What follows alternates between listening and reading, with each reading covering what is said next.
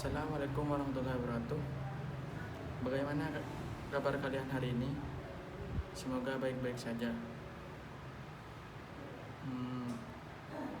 Sebelum kita mulai pelajaran hari ini, marilah kita berdoa terlebih dahulu. Berdoa dimulai.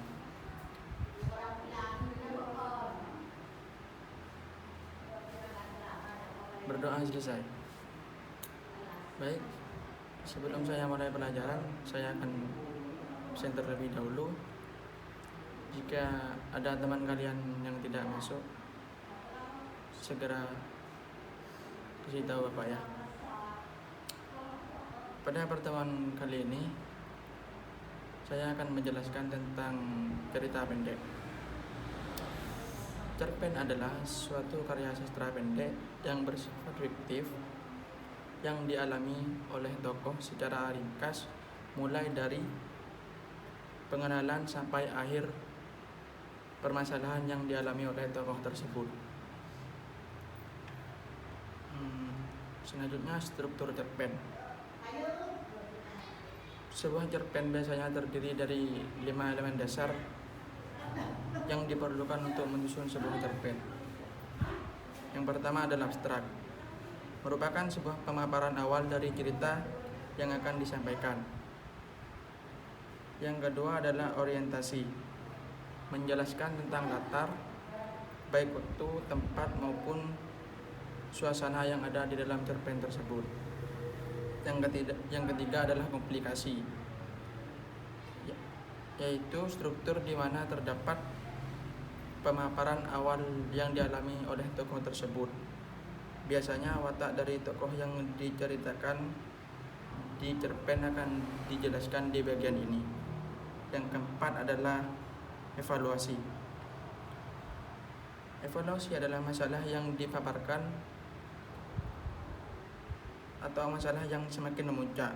Puncak dari masalah tersebut ditulis dalam bagian evaluasi ini.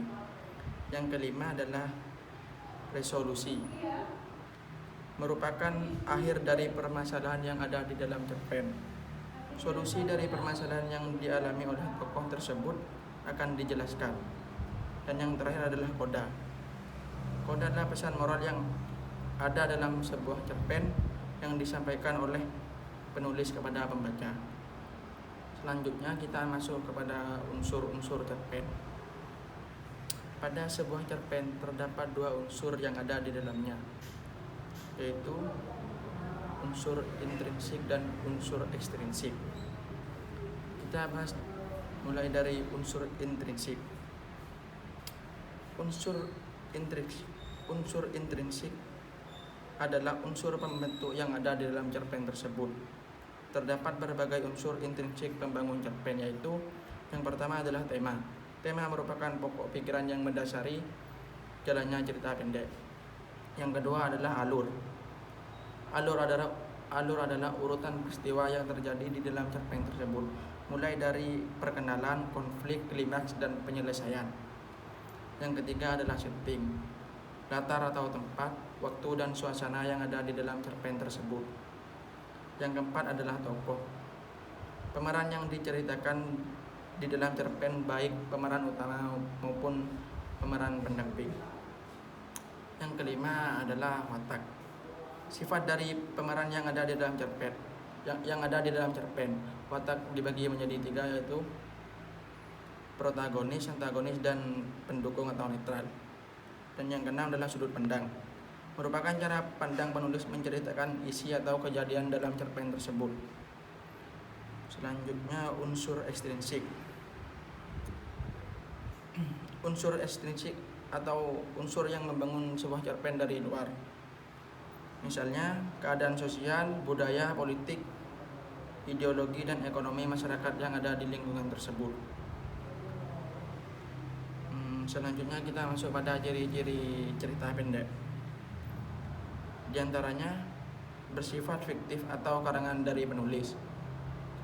Yang kedua, tersusun tidak lebih dari 10.000 kata. Dan yang ketiga, dapat dibaca dengan sekali duduk. Yang keempat adalah diksi yang dipakai tidaklah rumit sehingga mudah dipahami oleh pembaca. Yang kelima, memiliki alur tunggal atau satu jalan cerita. Yang keenam, biasanya ditulis berdasarkan peristiwa pengalaman yang terjadi. Dan yang terakhir, memiliki pesan moral yang terkandung di dalamnya. Mungkin hanya itu yang bisa saya sampaikan pada pertemuan hari ini. Kurang lebihnya mohon maaf. Sebelum saya tutup pertemuan kali ini, sebaiknya kita membaca Alhamdulillah bersama. Alhamdulillahirabbil alamin. Segitu saja. Assalamualaikum warahmatullahi wabarakatuh.